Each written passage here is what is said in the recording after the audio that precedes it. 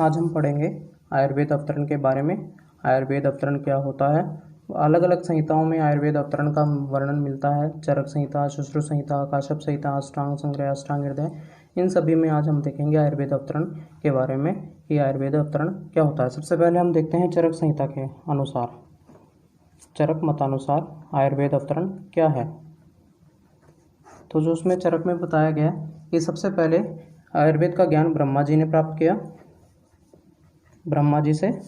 फिर दक्ष प्रजापति ने ज्ञान प्राप्त किया, दक्ष प्रजापति से अश्विनी कुमारों ने ज्ञान प्राप्त किया, अश्विनी कुमारों ने ज्ञान प्राप्त किया, जो कि दो भाई थे और जो कि शल्य चिकित्सक में श्रेष्ठ थे। अश्विनी कुमारों ने ज्ञान प्राप्त किया किससे? दक्ष प्रजापति से। फिर उसके बाद जो ज्ञान प्राप्त किया अश्विनी कुमारों से, इंद्र ने ज्ञान प्राप्त किया। ठीक है, इंद्र के बाद ज्ञान प्राप्त किया फिर महर्षि भरद्वाज ने। महर्षि भरद्वाज के बाद जो ज्ञान प्राप्त किया फिर पुनर्वसु आत्रेय, पुनर्वसु आत्रेय, और फिर उनके बाद उनके पुनर्वसु आत्रेय के 6 शिष्यों ने ज्ञान प्राप्त किया। 6 शिष्य कौन से थे? 6 शिष्यों के नाम कौन कौन हैं? उसमें 6 शिष्यों में अग्निवेश, भेल, जतुकर्ण, पराशर, हारित और शारपाणी। तो ये जो परंपरा है, जो ये क्रम है आयुर्वेद अवतरण का, ये हमें चरक संहिता में देखने को मिलता है। ब्रह्मा जी से दक्ष प्रजापति, दक्ष प्रजापति से अश्विनी कुमारों ने ज्ञान प्राप्त किया, अश्विनी कुमारों से इंद्र ने ज्ञान प्राप्त किया, और फिर इंद्र के बाद भरद्वाज ने ज्ञान प्राप्त किया, और भरद्वाज के बाद पुनर्वसु आत्रेय, और पुनर्वसु आत्रेय ने अपने 6 शिष्यों को ज्ञान दिया। उन 6 शिष्यों के नाम हैं अग्निवेश, भेल, जतुकर्ण, पराशर, हारित और शारपाणी। और इन सभी शिष्यों ने अपने अपने ग्रंथों की रचना की। तो अब यहाँ पर देखा जाता है, सबसे पहले क्वेश्चन अराइज होता है, ब्रह्मा जी को आयुर्वेद का ज्ञान प्राप्त कैसे हुआ? तो ब्रह्मा जी को पहले से ही आयुर्वेद का ज्ञान था। वो कैसे? जब ब्रह्मा जी ने सृष्टि का निर्माण किया तब उन्होंने वेदों की रचना की और वेदों में भी आयुर्वेद का वर्णन किया। तो जब जरूरत हुई तो ब्रह्मा जी ने उसको क्या किया? आयुर्वेद का ज्ञान को याद किया, स्मरण किया। तब उन्होंने फिर आगे दक्ष प्रजापति को यह ज्ञान दिया। और जब ये ब्रह्मा से लेकर दक्ष प्रजापति से अश्विनी कुमार और इंद्र, इस परंपरा को हम कहते हैं दैविक परंपरा। इस परंपरा को हम क्या कहते हैं? दैविक परंपरा, जो कि देवताओं में रही। फिर उसके बाद जब इंद्र के पास भरद्वाज गए, पृथ्वी से इंद्र के पास ज्ञान प्राप्त करने के लिए भरद्वाज गए। क्यों गए? तब भरद्वाज इंद्र के पास ऐसा क्या था कि भरद्वाज को इंद्र के पास जाना पड़ा? जब पृथ्वी पर मनुष्य रोगों से ग्रस्त होने लगे, जब पृथ्वी पर मनुष्य रोगों से ग्रस्त होने लगे, तब महर्षियों ने उनकी रक्षा के लिए आयुर्वेद का ज्ञान प्राप्त करने के लिए इंद्र के पास भरद्वाज को भेजा। आयुर्वेद का ज्ञान प्राप्त करने के लिए इंद्र के पास भरद्वाज को भेजा। तब सभी ऋषि हिमालय पर्वत पर एकत्रित हुए, हिमालय पर्वत के एक भाग में एकत्रित हुए, और वहाँ पर भरद्वाज ने स्वयं इच्छा से अपने आप को जाने का इच्छुक समझते हुए भरद्वाज इंद्र के पास जाना तय किया गया। भरद्वाज को नियुक्त किया गया इंद्र के पास। तब भरद्वाज इंद्र के पास आयुर्वेद का ज्ञान प्राप्त करने के लिए गए। तब भरद्वाज ने इंद्र से क्या किया? ज्ञान प्राप्त किया आयुर्वेद का। वो किस रूप में किया? त्रिसूत्र के रूप में, त्रिसूत्र के रूप में ज्ञान प्राप्त किया। अब त्रिसूत्र क्या है? त्रिसूत्र हेतु सूत्र, दूसरा है लिंग सूत्र, और तीसरा है औषध। हेतु से मतलब यहाँ पर एक तरह से कॉजेटिव फैक्टर्स। हेतु क्या होता है? Causative factor. लिंग्स मतलब साइन एंड सिम्टम्स, डिजीज़ के साइन एंड सिम्टम्स आ जाते हैं। और औषध क्या होता है? ट्रीटमेंट का पार्ट। ट्रीटमेंट। क्लियर है सबको? तो ये चरक के मतानुसार आयुर्वेद अवतरण बताया गया है कि कैसे कैसे आयुर्वेद का ज्ञान किस किस को हुआ, और ये हमें रेफरेंस मिलता है चरक संहिता सूत्र स्थान अध्याय 1 दीर्घन जीवती अध्याय में आयुर्वेद का अवतरण कहा गया है। और इसी तरह चरक संहिता चिकित्सा स्थान में फर्स्ट चैप्टर उसके 4th पाद में आयुर्वेद अवतरण का वर्णन मिलता है। तो ये था चरक के अनुसार आयुर्वेद का अवतरण। अब देखते हैं आगे सुश्रुत के अनुसार आयुर्वेद का अवतरण क्या है। सुश्रुत के अनुसार, सुश्रुत मतानुसार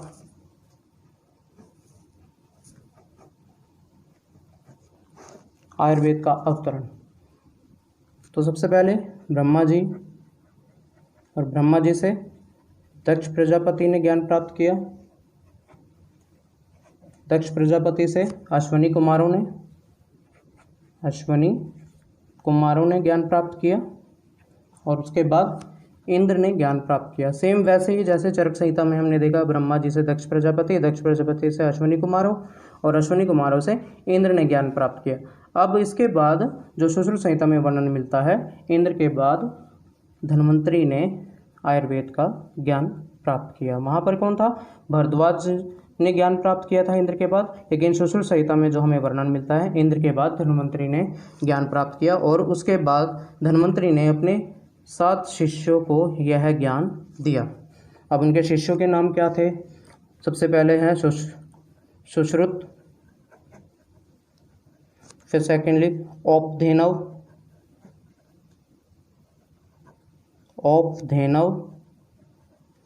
थर्ड औरभ्र,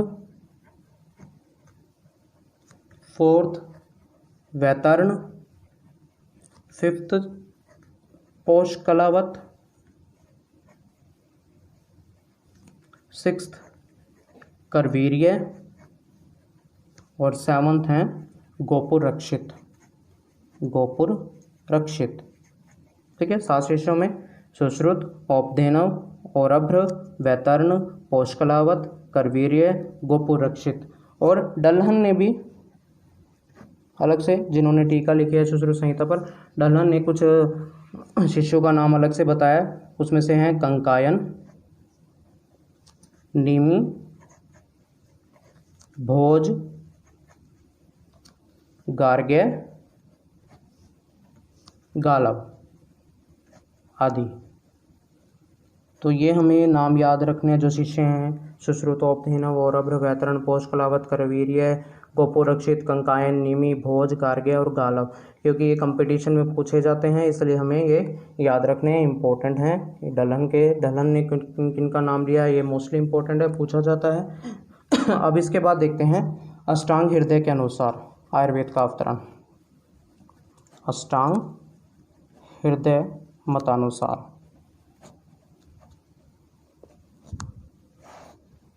अष्टांग हृदय में क्या कहा गया कि ब्रह्मा से दक्ष प्रजापति से अश्वनी कुमारों,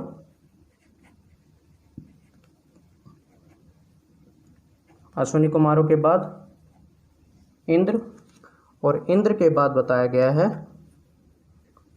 आत्रेय आदि ऋषियों को, या आत्रेय आदि ऋषियों ने इंद्र से ज्ञान प्राप्त किया, और फिर उन्होंने अपने शिष्यों को यह ज्ञान दिया।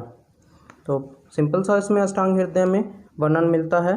ब्रह्मा जी से दक्ष प्रजापति, अश्वनी कुमार, ठीक है, दक्ष प्रजापति से अश्वनी कुमार के बाद इंद्र के बाद आत्रेय आदि ऋषियों ने ज्ञान प्राप्त किया, और उन्होंने अपने आगे शिष्यों को ज्ञान दिया। तो और यह इसका वर्णन कहाँ मिलता है? अष्टांग हृदय सूत्र स्थान अध्याय 1 में, और श्लोक नंबर है 3 से 4 में इसका वर्णन मिलता है अष्टांग हृदय के मतानुसार। और ऊपर सुश्रुत का रह गया था, उसमें सुश्रुत संहिता सूत्र स्थान 1 में वर्णन मिलता है आयुर्वेद अवतरण का। तो ये याद रखना रेफरेंसेस, कहाँ कहाँ आयुर्वेद का अवतरण मिलता है, सुश्रुत में कहाँ मिलता है, अष्टांग हृदय में कहाँ मिलता है। अब देखते हैं अष्टांग संग्रह के अनुसार आयुर्वेद का अवतरण। अष्टांग संग्रह मतानुसार।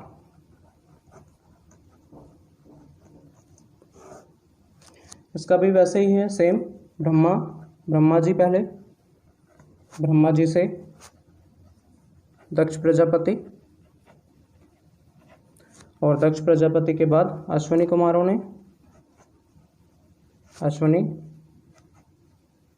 ने ज्ञान प्राप्त किया, और उसके बाद इंद्र ने ज्ञान प्राप्त किया। और इंद्र के बाद जो हमें अष्टांग संग्रह में मिलता है, धन्वंतरी, काश्यप, भरद्वाज, निमि आदि आचार्यों ने इंद्र से ज्ञान प्राप्त किया और अपने अपने शिष्यों को ज्ञान दिया। तो याद रखना कौन कौन से नाम लिए गए हैं अष्टांग संग्रह में। धन्वंतरी, काश्यप, भरद्वाज, निमि आदि महर्षियों ने इंद्र के पास जाकर ज्ञान प्राप्त किया था और फिर अपने शिष्यों को दिया। तो अष्टांग संग्रह में हमें रेफरेंस क्या मिलता है? अष्टांग संग्रह सूत्र स्थान चैप्टर 1 श्लोक नंबर 6 to 9 में हमें इसका रेफरेंस देखने को मिलता है आयुर्वेद अवतरण का। और उसके बाद जो है काश्यप संहिता के मतानुसार, काश्यप मतानुसार आयुर्वेद का अवतरण। काश्यप संहिता में ब्रह्मा जी से दक्ष प्रजापति, दक्ष प्रजापति से अश्विनी कुमारों,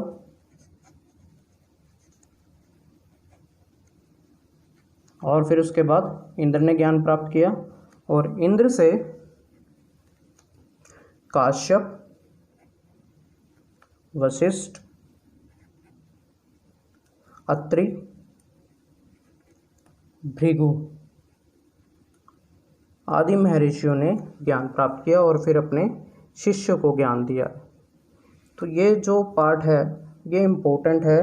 कौन से आचार्यों ने इंद्र से के बाद किस किस संहिता में किस किस आचार्य का नाम आया है, ये इम्पोर्टेंट है। ये जरूर याद रखना। काश्यप, इंद्र से काश्यप ने, वशिष्ठ ने, अत्रि ने, भृगु आदि महर्षियों ने यह ज्ञान प्राप्त किया। और जो काश्यप संहिता में रेफरेंस मिलता है, काश्यप विमान स्थान चैप्टर 1 श्लोक नंबर 10 में हमें इसका काश्यप संहिता में रेफरेंस मिलता है। तो हमें रेफरेंस भी पता होना चाहिए। विमान स्थान में सो हमें इसका रेफरेंस बताया गया है काश्यप संहिता का।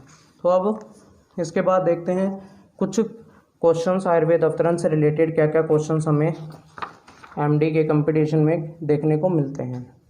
तो सबसे पहला क्वेश्चन जो चरक संहिता के अनुसार हम देखते हैं, सबसे पहला क्वेश्चन जो बनता है कि दीर्घ जीवन की इच्छा से कौन किसके पास गया?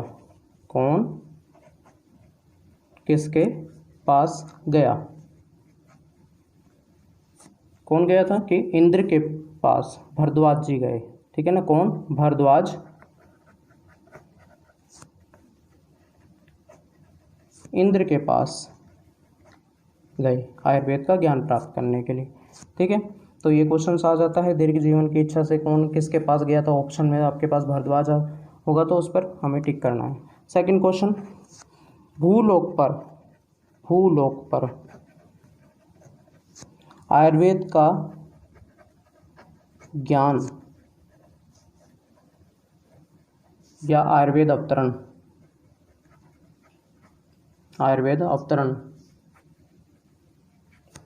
कराने वाले प्रथम व्यक्ति का नाम क्या है? तो उसमें भी हमारा जो आंसर रहेगा वो भी क्या है?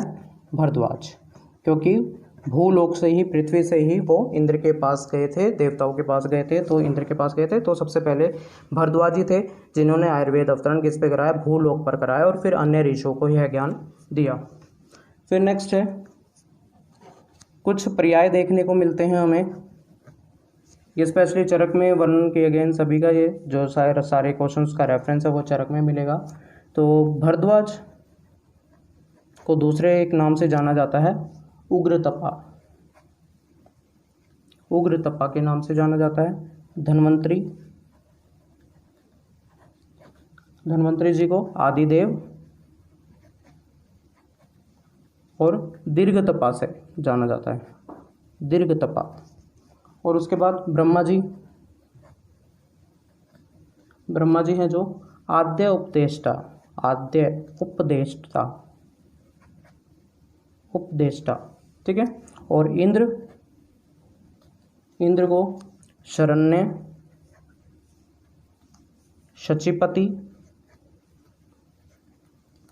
शक्र,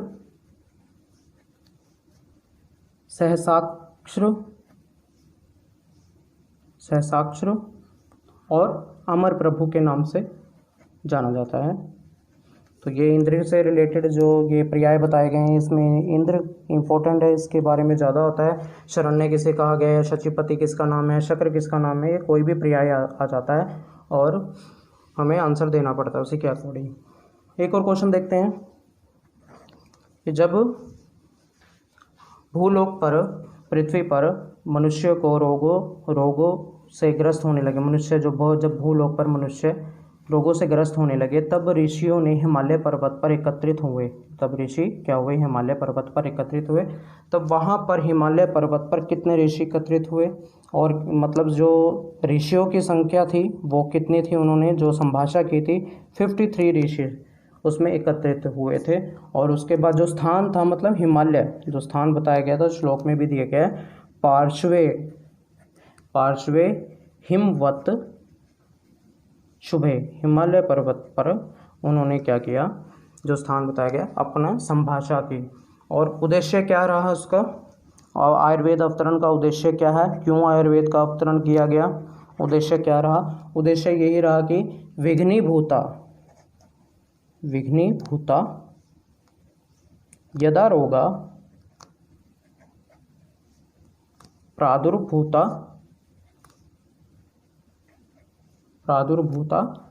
शरीरिणाम, मतलब कि जो मनुष्यों के शरीर में क्या होने लगे, विभिन्न प्रकार के रोग उत्पन्न होने लगे। उन रोगों को शांत करने के लिए, उन रोगों के शांति के उपाय के लिए ये आयुर्वेद का ज्ञान जानना जरूरी था, यही उसका उद्देश्य बताया गया है। आगे एक और क्वेश्चन देखते हैं। जैसे मैंने बताया था चरक संहिता के अनुसार जब हम पढ़ रहे थे कि किस रूप में ज्ञान प्राप्त हुआ, ब्रह्मा जी से दक्ष प्रजापति को जो ये पैटर्न चल रहा था, किस रूप में था, वो ज्ञान त्रिसूत्र के रूप में था, त्रिसूत्र। और इसी को हम क्या बोला जाता है, त्रिस्कंद। तो याद रखना त्रिसूत्र और त्रिस्कंद एक ही है। मैंने पहले भी बताया कि उसमें क्या है, हेतु सूत्र, दूसरा लिंग सूत्र, और थर्ड औषध सूत्र। तो ये क्या है, त्रिसूत्र बताए गए। हम यदि देखें तो क्या है, इसका मीनिंग जनरली मैं बता चुका हूँ। हेतु सूत्र पॉजिटिव फैक्टर्स हो, लिंग मतलब यहाँ पर साइन एंड सिम्टम से रिलेटेड है, औषध का पार्ट क्या है, ट्रीटमेंट से रिलेटेड बताया गया। और यही है, इसमें से भी एक और क्वेश्चन बन जाता है कि त्रिसूत्र में से कौन सा सूत्र श्रेष्ठ है, त्रिसूत्र में कौन सा सूत्र श्रेष्ठ है। तो क्या है आंसर हमारा, लिंग सूत्र श्रेष्ठ माना गया है, लिंग सूत्र को श्रेष्ठ कहा गया है। और एक और क्वेश्चन बन जाता है, त्रिसूत्र किन व्यक्तियों के लिए है, किन मनुष्यों के लिए है ये त्रिसूत्र। आंसर जो रहता है हमारा, स्वस्थ और आतुर दोनों के लिए। तो ये क्वेश्चंस हैं, कुछ क्वेश्चंस जो मैंने बताए हैं, जो मेनली से तुम्हें ये जो मिलेंगे क्वेश्चन चरक संहिता से रिलेटेड क्वेश्चंस हैं सारे के सारे। त्रिसूत्र क्या होता है, त्रिसूत्र में से भी कौन सा सूत्र श्रेष्ठ है, ठीक है। और दीर्घ जीवन की इच्छा से कौन किसके पास गया था, भरद्वाज जी इंद्र के पास गए थे। तो ये आयुर्वेद के अवतरण के बारे में आज का टॉपिक हम खत्म करते हैं।